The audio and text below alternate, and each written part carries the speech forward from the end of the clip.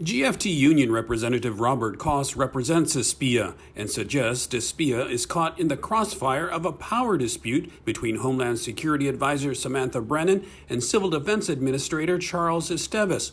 Espia's termination has to do with several backup computers he set up which contain sensitive data. It's clear Mr. Esteves is responsible for the supervision of employees. These computers were created under his direction. And Mr. Esteves has been using them. And this has been going for years.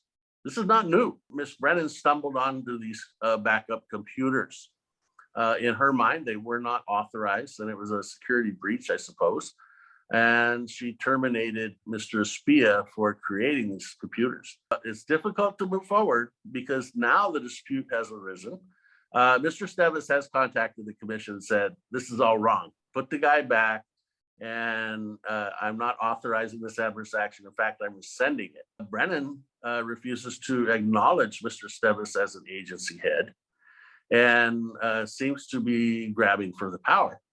So, now she's arguing that she is the controlling authority at the Homeland Security and Civil Defense, and that it was her decision to terminate the employee and that her decision should stand. Meanwhile, the governor's office has established a new organizational chart, which the Civil Service Commission wants more clarity on. And that organizational flow chart puts the security advisor above the administrator for civil defense.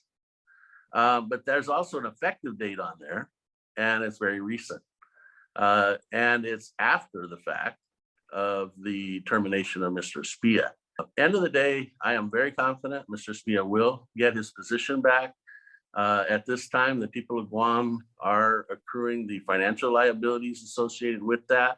And the longer this drags out, the more that gets to be. Koss says Espia just wants his job back because he was just doing what his boss at the time told him to do. Nestor Lecanto,